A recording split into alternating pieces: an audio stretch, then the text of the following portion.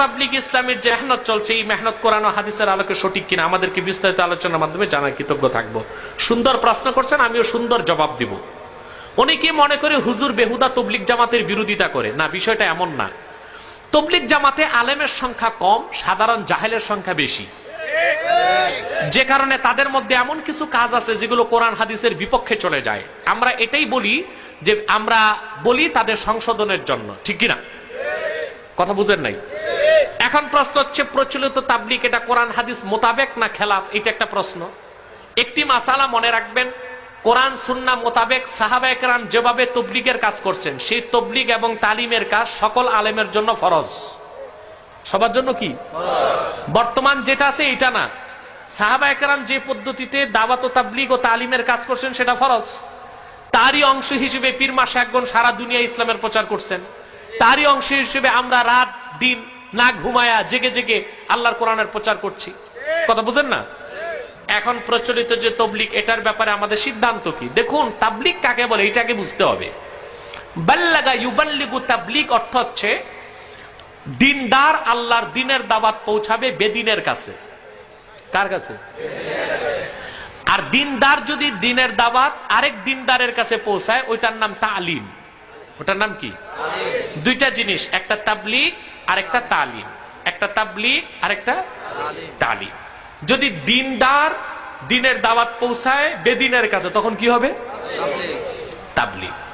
তো তাবলীগ করতে হলে একদল দিনদার গরিপুর কেন্দ্রীয় মসজিদ থেকে বের হয়ে, কথা বলে না, কেন্দ্রীয় মসজিদ থেকে বের হয়ে, মতলব বড় রথ আছে না সাচার, ওই যে রথ আছে ওই হিন্দুদের আস্তানায় যে যদি দিনের দাওয়াত দেয়, তখন ওইটা হবে তবলীগ।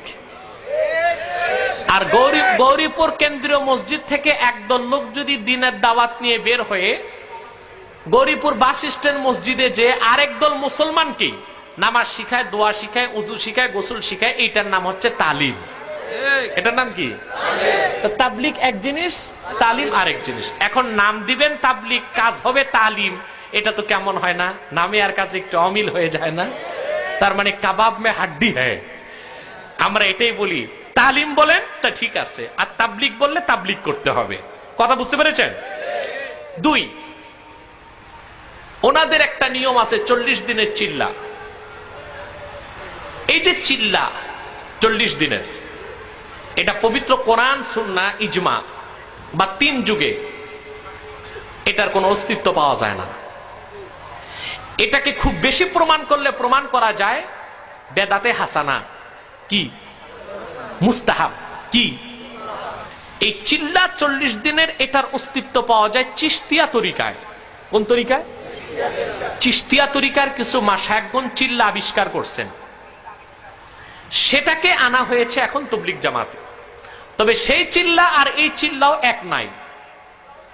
চিশতিয়া তরিকার মাশায়েখগণ চিল্লা দিতেন পাহাড়ে এবং জঙ্গলে, আর এখন চিল্লা দেওয়া হচ্ছে মসজিদে। চিশতিয়া তরিকার চিল্লার মূল উদ্দেশ্য ছিল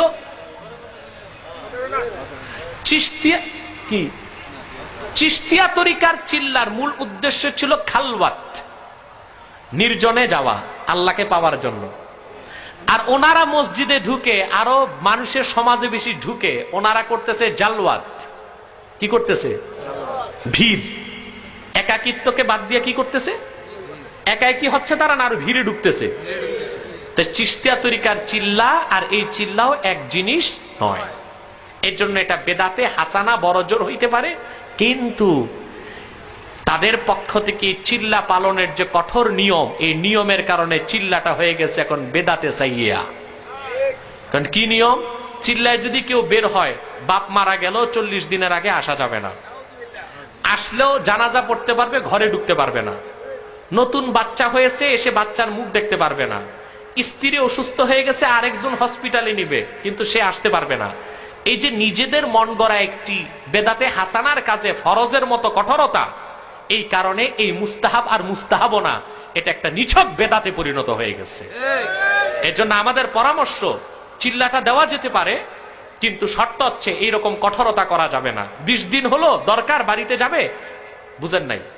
40 দিনের চিল্লায় বের হলো কেউ, 10 দিন হয়েছে, বাবা মারা গেছে, যাবে জানাজা পড়ে 3 দিন থেকে আবার এসে শুরু করবে 11 দিন, 12 দিন, 13 দিন, এইভাবে যদি হয় তাহলে এটা কোন রকম জায়েজের মধ্যে পড়বে, নতুবা এটা একটা বেদাতি কাজ বলে গণ্য হবে।